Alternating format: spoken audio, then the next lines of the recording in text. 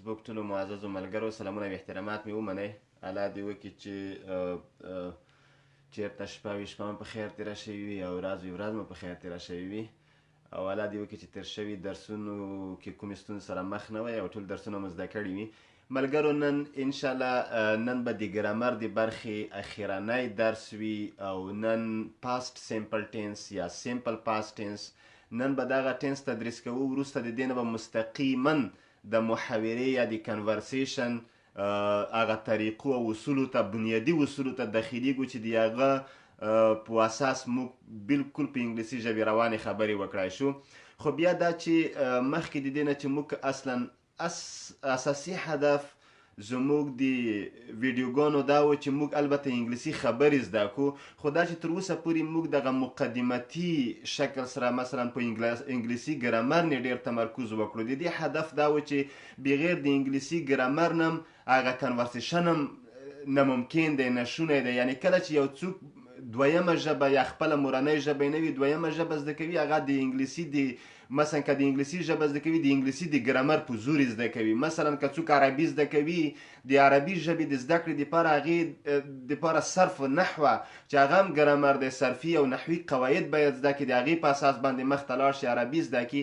نو اوسه پورې موږ زیات تمرکز د درس په ګرامري اړخونو و، خو دا په دې معنی نه چې موږ یعنې نه غواړو چې کنورسیشن زده کړو یا دا معنی نه چې موږ غواړو چې ګرامر زده کړو یا کنورسیشن مو یو طرف ته اچولی. نه، ما درته وویلې چې مخکې د دې نه چې زه اصلا کنورسیشن ته داخل شم نو د انګلیسي ګرامر هغه مهم موارد چې هغه په کنورسیشن کې ډېر مهم رول لري او بغیر د هغو د نه زده کړې نه د انګلیسي محاوره ناممکنه وي یا ډېره سخته وي، ما ته خو بالکل ناممکنه بریښي.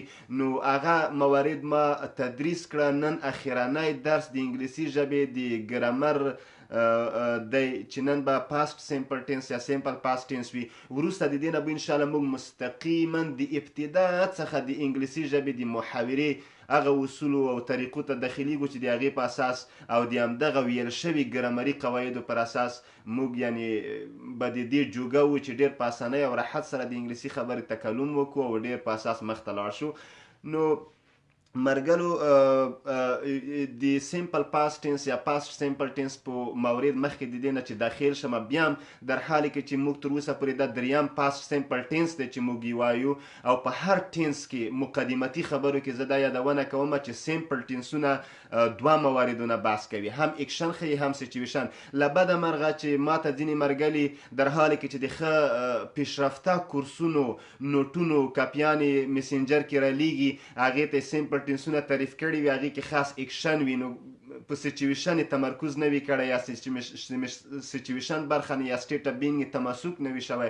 نو ما مخکې درته وویل چې څوک په سیمپل ټینسونو کې خاص اکشن یادونه وکړي د سچویشن نه، دا معنی چې دا 50% دې صحیح وویلې 50% یو لوی برخه د مربوطه سیمپل ټینس چې هغه سچویشن دی هغه دې نه بالکل هغې مس کړي. او دویم دا که کنټینیوس ټینسونو کې څوک اکشن ترڅنګ سچویشن خبره یادونه کوي دا هم لویه اشتباه دی. نو مطلب دا کله چې زه وایم چې سیمپل پاست ټینس تاسې باید څو خبرې په یاد کې ونیسئ. سیمپل کلمه کې د کنټینیوس نشته، دا په دې معنی چې دا هم اکشن ښیي او هم سچویشن، یو خبره. دویم خبره باید دا په یاد کې ونیسئ چې سیمپل پاست ټینس چې دی د اکشن دپاره ځانته وربونه لري او د سچویشن دپاره د مربوطه کنټینیوس ټینس ټو بي وربونه، یعنی سیمپل پاست پاست کنټینیوس ټینس، یعنی د پاست کنټینیوس ټینس ټو بي وربونه راخلي د سچویشن د ښودنو دپاره دوه. دریم ما د ورب فورمونه چې تاسو ته ښودلي وه چې ورب د څلور فرست سیکنډ فورم تھرډ فورم فورث فورم یا go went gone going، داسې teach taught taught teaching یا read read read reading، داسې شیان تاسو ته چې ما ویلي وو دا په دې معنی چې ما درته ویلي وو چې دویم فرم یا سیکنډ فورم اف د ورب خاص په سیمپل پاست ټینس کې استعمالیږي. نو تاسې باید دریمه طریقه په دې پوه شئ چې په سیمپل پاست ټینس کې دوهم حالت د ورب یا د فعل استعمالیږي. مثلا موږ گو نشو ویلی، گان نشو ویلی ځکه دریم دی، گوینګ نشو ویلی ځکه انجي کې استعمالیږي، نو موږ به وینټ وایو، گو وینټ. وینټ دویم حالت د ورب دی. نو همیشه به په سیمپل پاست ټینس کې تاسې سیکنډ فورم اف ورب یا پاست فورم اف ورب نو دغه استعماله. اوس زه بالکل کمره اړومه تختې ته درس شروع کوو چې سیمپل پاست ټینس لږ مهم دی او لږ ممکن طولاني وي، نو په دې اساس زه ډېرې خبرې نه کوم، ممکن که اخر کې وخت و یو څو مختصرې خبرې به وکړو. اوس به زه دغه کمره خدای دې وکړي چې لیدلو وړ وي. نو اوس به پاست سیمپل ټینس شروع کړو. نن چې کوم تاریخ دی هغه 11 تاریخ د 2 یا فبروري 11 تاریخ د 2019 کال دا تاریخ دی مرګلو. اوس پاست ټینس وایو. پاست معنا تیره شوي، ماضي. سیمپل معنا ساده چې موږ آر ټینس کې وایو. پاست سیمپل یعنی تیره شوي ساده، ټینس معنا زمانه یعنی ساده ماضي زمانه یا ساده تیره شوي زمانه. نو پاست معنا ماضي یعنی تیره شوي. نو دغه ټینس یو مختصر تعریف وکړو لکه موږ ټولو تعریفونه همداسې یو رقم ته دي نو همدا تعریف هم همداسې یو رقم ته کوو. This tense یعنی past simple tense shows ښیي. څه شی ښیي؟ ما درته وویل چې سیمپل کلمه راغلې وي دا معنی چې هم اکشن ښیي او هم سچویشن. shows چې ښیي an action یو عمل. ما درته وویل عمل هم ښیي or situation یا یو حالت یا state of being هم ښیي.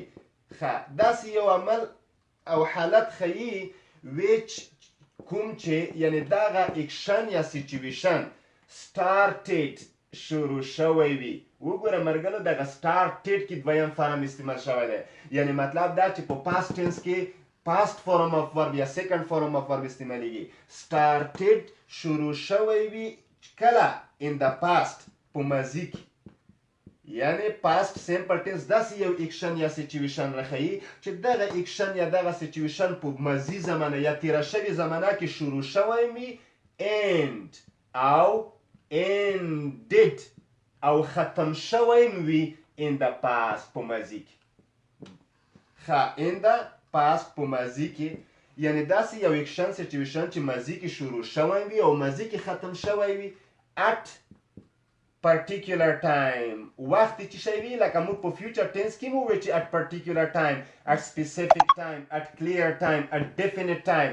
دغه ټول موارد particular معنا definite یا clear مثلا یا specific. نو مرګلو دغه د ما تعریف درته ولیکلو. تاسو باید خپله پوه وئ د سیمپل کلمه د اکشن سچویشن. نو ما وویل چې this tense یعنی دغه زمانه shows an action or situation دا یو هغه عمل یا حالت راښیي ځکه چې سیمپل دی نو اکشن سچویشن دواړه ښیي which started in the past چې دغه اکشن یا سچویشن په ماضي کې شروع شوی وي and ended in the past او په ماضي کې ختم شوی وي at particular time یعنی په مشخص وخت یو معین وخت کې یعنی وخت چې شی وي وخت معلوم وي. نو دې ټینسونو د نورو سره ډیر فرق بیا په همدې کېږي چې دې کې وخت معلوم دی ممکن نورو ټینسونو کې په ځینو مثلا present perfect کې نه وي. نو مطلب دا چې دا دې تعریف شو. نو دا که زه ووایم چې زه پرون یا زه وایم چې ما تیره پنجشنبه د سیمپل فیوچر ټینس تدریس وکړه یا مې سیمپل فیوچر ټینس مې تدریس کړه نو دا ماضي زمانه ده. یعنی هغه یا پنجشنبه په ورځ ما د عمل شروع کړی یم دی په ماضي کې شروع شوی یم دی په ماضي کې ختم شوی یم دی یعنی اوس هغه دوام نه لري. نو دا ځکه هغې ته پاست سیمپل ټینس کارول کیږي. دا خو ابتدایي تعریف و. اوس راځم نورو مواردو ته د پاست سیمپل نور وضاحت او تشریح. نور وضاحت او تشریح ما درته وویلې مرګلو چې کله د ورب له نګاه ووایو ورب په پاست سیمپل ټینس کې چې کوم ورب استعمالیږي یا هغه ته پاست فورم اف ورب یا سیکنډ فورم اف ورب وایي. سیکنډ فورم اف ورب یعنی د ورب دویم حالت.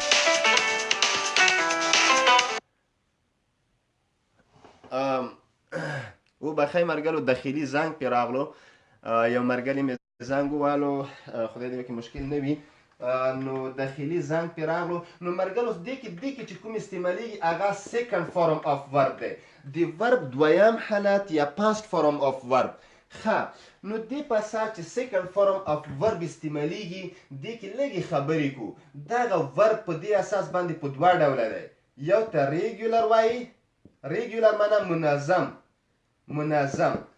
یو ته ایریګولر وایي غیر منظم چې هیڅ قاعده نه لري. ایریګولر معنا دا چې غیر منظم یعنی هیڅ قاعده اصول نه لري. نو په دې اساس چې موږ د سیمپل پاست ټینس دپاره هغه ورب باندې لږ تمرکز کړی وي نو ورب د سیمپل پاست یا د پاست فرم په اساس باندې دوه قسمه دی. یو ریګولر ورب دی چې هغه قاعده لري دویم حالت تشکیل کو دی اول نه یا دریم حالت، ولی ایریګولر قاعده نه لري چې موږ په هر زمانه کې داسې یو شی لرو یا په هر ژبه کې. البته مثلا ریګولر دې ته وایي مرګلو چې دویم فورم په ایډي ورکو دا دویم فورم تشکیل کی. ریګولر دې ته وایي چې کله اول حالت ته ایډي ور واچوي دا فقط ایډي خوري اخر کې ایډي ور اچوه خپل دویم تشکیلیږي. نو دویم چې تشکیل شو دریم هم اکثره دغسې تشکیلیږي، مشکل نشه. ترډ فورم هم بیا دغسې دی دغه دی. او ایریګولر دې ته وایي چې ایډي اخر کې دغه ایډي دغه کمک نه کوي او بغیر بله قاعده لري. که فکر دی موږ په تعریف کې وویله چې سټارټ معنا شروع کېدل، دا اول فرم دی. سټارټ معنا شروع کېدل یا پیل کول. که زه دې ته مزید ته دویم فرم ته بدلوم دا ریګولر دی، نو څه شی به ور اچوو؟ ایډي به ور اچوو. سټارټډ ایډي مې ور واچوله. وګوره ډېر عادي دویم ته ځکه ریګولر دی مشکل نشته. یا مثلا موږ وایو چې ended یا واک قدم وهل، نو دا ریګولر د ایډي ور اچوو.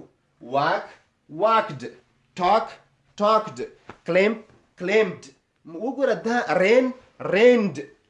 وګوره باران ورېدلو ته وایي چې زه لږ دلته به ولیکمه نه پوهېږمه یا به دلته ښه وبخئ. نو تاسې مرګلو اوس پوه شوئ چې ریګولر دې ته وایي چې ایډي به دویم فرم ته ورسوو او ایریګولر دې ته وایي چې قاعده نه لري. له بده مرغه قاعده نه لري، هغه به میخانیک موږ زده کوو خو سخته خبره نه دی، یعنې ډېره اسانه دی.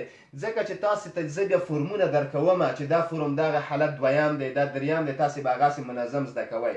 مثلا که زه اوس درته ووایم ایریګولر کې مثلا زه وایم چې ګو، نو تاسې به دویم فرم دی ګو چې لیکئ ګوډ، داسې ایډي به نه ور اچوئ ځکه چې دا ریګولر نه دی. نو تاسې به لیکئ دویم به د دې څه وي went، go went.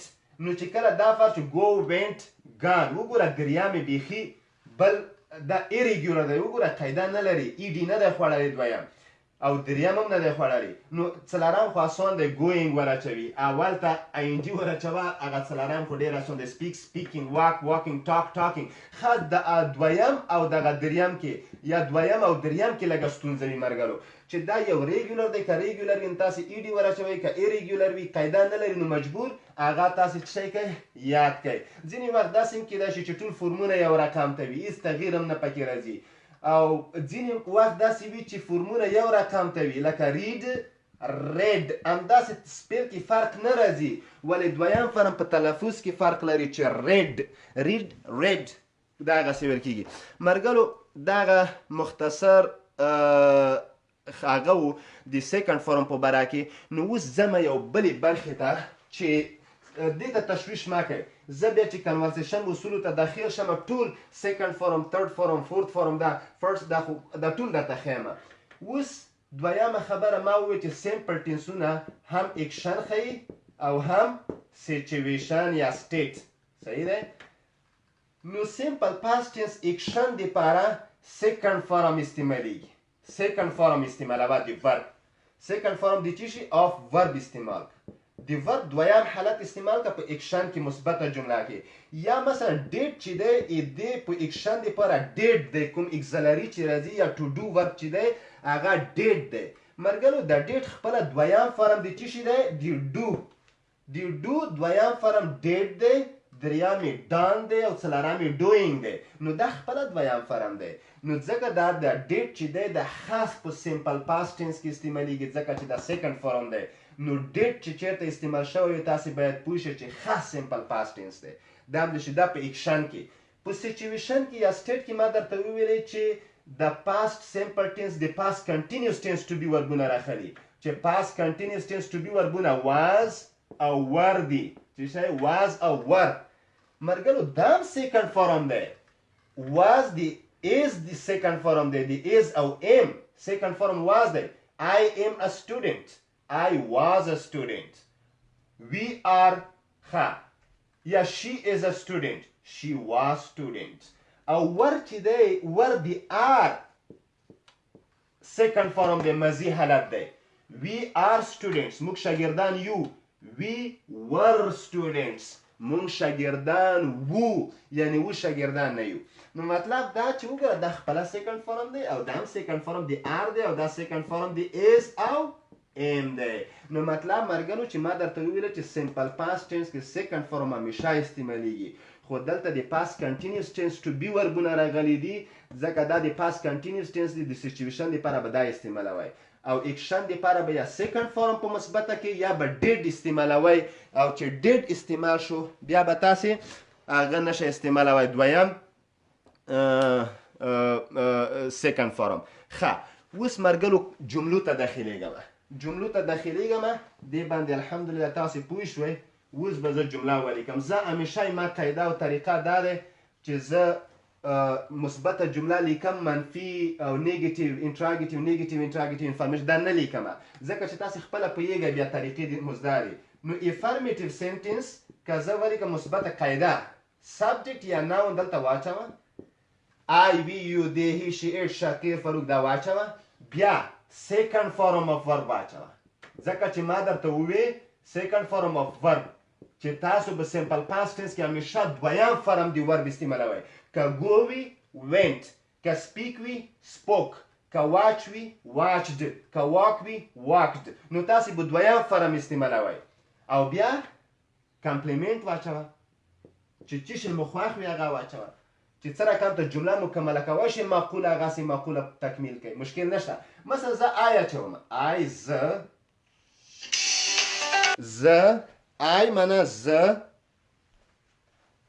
مکتب ته تللی وم went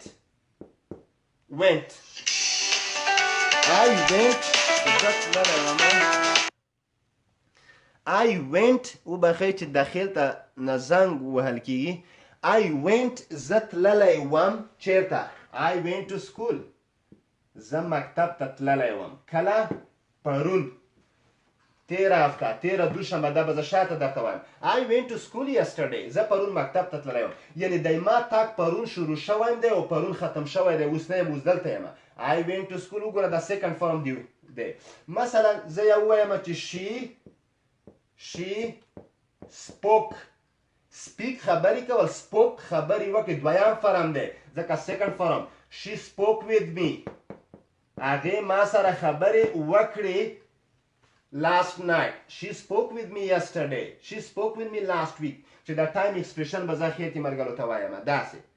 نو تاسې اوس که فکر دی وي سمپل پریزنټ ټینس کې موږ همداسې قاعده ویلې دی هیڅ مشکله نشته هیڅ مشکله. که تاسو ته څوک ووایي چې دغه اوس منفي ته بدله کړه تاسو ته مرګلو منفي کې ما دوه طریقې ښودلې وي. تاسو ته ما ویلي وو چې منفي کې همیشه ناټ راځي ناټ او ناټ به چیرته راځي اګزلري نه شاته. نو I went to school دې کې اوس اصلا اګزلري درک نشته. نو چې نشته خیر دی ته باید پوه وي چې دا اکشن دی که سچویشن. I went to school زه مکتب ته تللی وم دا اکشن دی. ښه چې اکشن دی اکشن دپاره په پاست سمپل ټینس کې اګزلري څه شی دی هغه ډیډ دی. ښه چې ډیډ دی ور واچوه ډیډ دی چې پیدا کړو مرګلو دا چې منفي ته بدلوئ نیګیټیو ته ناټ به استعمالوئ څه شی ناټ. مثلا دا زه لرې لیکم آی ناټ به استعمالوئ ناټ به چیرته د اګزلري نه شاته داسې اکشن دی اکشن کې د سمپل پاست ټینس ټو بی ورب څه دی ډیډ I did چې ډیډ دې پیدا کړو واچوه دا ځای کې ناټ I did not ځکه چې ناټ ما درته ووي چې همیشه منفي کې ناټ راځي ناټ د اګزلري نه شاته دې جملې کې خو نه و I did not. اوس مهمې خبرې ته غوږ شئ مرګرو دا ډیډ ما درته ووي چې دا سیکنډ فارم دی دا خپله سیکنډ فارم د څه شي دی د ډو څه شي د ډو سیکنډ فارم ډیډ دی او دا سیکنډ فارم د څه شي دی د ګو. نو ما درته وویلې چې دغه ځای کې کله چې دام سیکنډ فارم دی دام سیکنډ داسې امکان هیڅکله انګلیسي کې نه لري چې د یو ټینس کې دوه سیکنډ فارمونه راشي. نو کله چې ډیډ راغلو دا رخصت کوي وینټ بیا ما وایئ نو تاسې کولی شئ چې دا اول حالت ته راوړئ دا بیا واچوئ ګو. مرګلو خدای دې وکړي چې په دغې ټکې پوه شوي وئ دا مهمه نکته وه. ډیډ کله چې ډیډ استفاده شي د ډیډ په موجودیت کې تاسو هیڅ کله په سمپل پاست ټنس کې سیکنډ فورم اف ورب نشئ استعمالوای. ولې؟ ځکه چې ډیډ په خپله سیکنډ فورم اف ډو یا سیکنډ فورم دی ډو. نو مطلب دا چې کله ډیډ راغلو تاسو به مین ورب اتوماتیکلی چینج کوي فرست فورم ته. I did not go to school. I did not watch TV. I did not play cricket. I did not eat tea. I did not drink water. نو تاسو مطلب دا چې did راغلو تاسو به go, walk, talk, speak, read, write دا استعمالوي. نو منفي کې همیشه did راځي ځکه چې ته not کا did نه وي not چیرته استعمالوي. نو مطلب دا چې did راغلو مرګلو بیا وایم چې تاسو به څه کوئ دغه سیکنډ فورمونه به اول ته بدلوي ځکه چې did خپل سیکنډ فورم دی ډو دی نو دام سیکنډ شي دام دومره اسراف ته ضرورت نشته نو دا اول هغه کوي. مثلا دې کې spoke she spoke نو ځکه دا منفي ته بدلوم did به سه did نشاته نه. مثلا څنګه کې she did not she did not خو د سپوک باندې دا خو دویم دی دا راغلو نو دا به چشته بدل کوي اول ته. نو د سپوک به تاسې لرې کوي دا به اول د سپوک اول څه دی speak. I did not speak she did not speak with me. هغې ما سره خبرې ونه کړې she did not speak with me yesterday. پرون یې ما سره خبرې ونه کړې. وګوره دا به اتوماتیکلی چشته بدل شي اول فورم ته. ځکه ولې؟ ځکه چې دا هغه خپله سیکنډ فورم دی. نو سوالیات چې کوئ مرګلو یا نیګیټیو انټراګیټیو Did she not speak with me؟ داسې. او که سوالیا کوئ مثلا زه دې کې سوالیه ته بدلوم دا I went to school دا زه بدلوم نو تاسې به سوالیه کې اګزلري سار ته راوړئ did دلته واچوه سار کې did I ما درته وایي چې did کله راغلو تاسې به د دویم فرم څه شی کوئ اول ته did I go to school اخر کې سوالیا did I go to school Did I go to school yesterday? Did you go to school yesterday? آیا ته پرون مکتب ته تللی وې؟ Did you go to school؟ ښه مرګلو یو بل هغه انفارمیشن کوېشن زه تاسو ته هر وخت کې وایم ډېر مهم دي. انفارمیشن کوېشن یا ډبلیو ایچ کوېشن چې راغلو اول به ډبلیو ایچ کوېشن بیا به خاخه پسې did بیا سبجیکټ بیا ورب بیا کمپلیمنٹ چې هر شی بیا اخر کې کوېشن مارک دا شی. زه تاته وایم چې پرون ته چیرته تللی وې ته پرون ویر چیرته ته وایي بیا ډیډ واچوه ټولو سره ډیډ راځي. ویر ډیډ یو گو ځکه چې ډیډ راغلی دی دا وینټ ونه وایئ. ویر ډیډ یو گو یسټرډے وټ ډیډ یو ډو یسټرډے وټ ډیډ یو بای یسټرډے هو ډیډ یو سی یسټرډے. وګوره ډېرې ویر ډیډ یو گو یسټرډے ویر ډیډ یو گو چیرته تللی وې. وټ ډیډ یو ډو تا چې شی وکړه وګوره د ډو اصلا ډو کولو ته وایي دا سیکنډ فارم دی اګزلري دی دا اګزلري ورب دی دا مین ورب دی. وټ ډیډ یو ډو که داسې وایي وټ ډیډ یو ډو تا چې شی وکړه وټ ډیډ یو ډو تا چې شی وکړه. دا مرګلو وخت کم دی تاسو ټول همداسې ښکلې جملې جوړوی شئ. زه اطمینان لرم چې تاسو جوړوی شئ دا ستونزه نشته. نو زه سچویشن برخې ته داخلیږم ما ټول تمرکز دلته په اکشن وکړو سچویشن باندې. مرګلو ما درته وایي چې سچویشن کې تاسې واز د سینګولر سره مفرد دپاره سینګولر یعنی I he she it سره او ور تاسو کولی شئ د پلورل سره یا وی یو دې سره تاسې ور یعنی مطلب دا کولی کوم I مثلا واز یا he she it دا سینګولر د تاسې واز. I was a teacher last year پروسه کال زه استاد وم. I was here yesterday پرون زه دلته وم. I was یا he was in Afghanistan last week تیره هفته هغه په افغانستان کې وه. او تاسې چې ور وایې د جامې دپاره وي یو دی یا جامه چې وي تاسې به ور وایئ. We were students last year پروسه کال موږ شاګردان وو یعنی و شاګردان نه یو.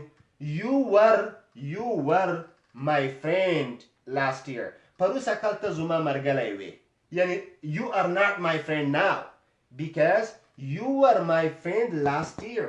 ته اوس ما مرګلی نه یې ځکه پروسه کال ما مرګلی وې خو اوس نه مطلب دا چې کله دا پاسټ you were my friend last year. نو دا سچویشن برخه شو مرګلو زه دې باندې بیا هغه نه کوم. تاسې منفي ته چې بدلوئ I was a teacher I was not a teacher was I a teacher were you a teacher you were not مثلا دا ټوله تاسو په انفارمیشن کې ټولو کې دا ویلی شئ.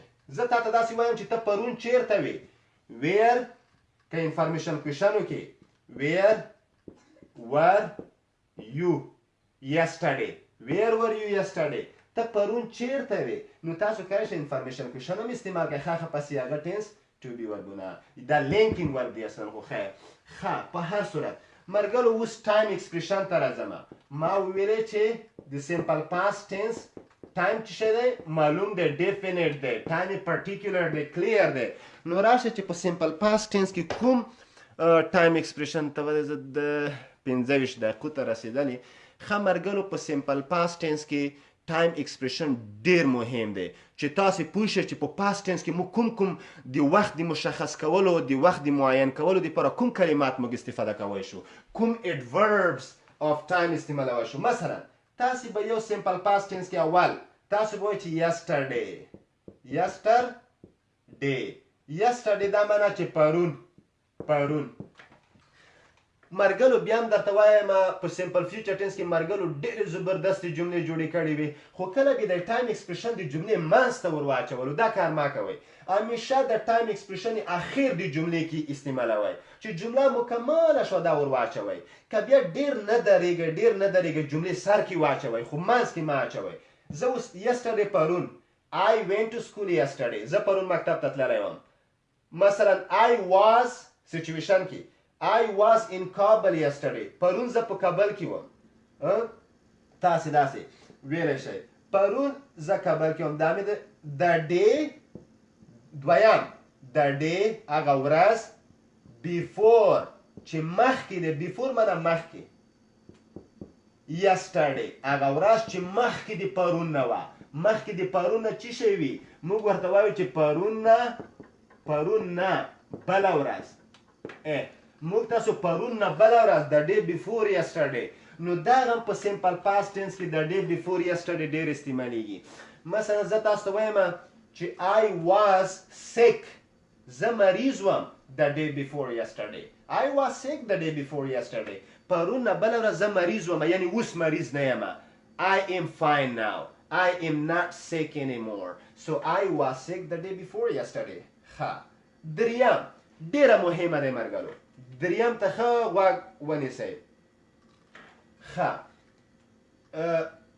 یو خو دا چې تاسو دې کې ویلی شئ یو 1 2 3 4 داسې حساب به ولیکئ 1 2 3 6 5 هر څه شی مو چې خوند درکولو 1 day یا مثلا که دا ځای کې جمع شوه تاسې days 1 day 2 days 6 days مثلا week هفتې ته یا مرګلو پرون مې درته ویلی دي weeks یا مثلا month singular month واچوه که جمع وي اس ورسره months مثلا تاسې کولی شئ years کال ته years مثلا تاسې کولی شئ چې دلته واچوئ hour ساعت ته hour یاده دلته به بیا چې شی واچوئ ego معنا مخکې تاسې ویلی شئ I went to Afghanistan زه افغانستان ته تللی وم 3 days ago 3 ورځې مخکې I went to Afghanistan 3 weeks ago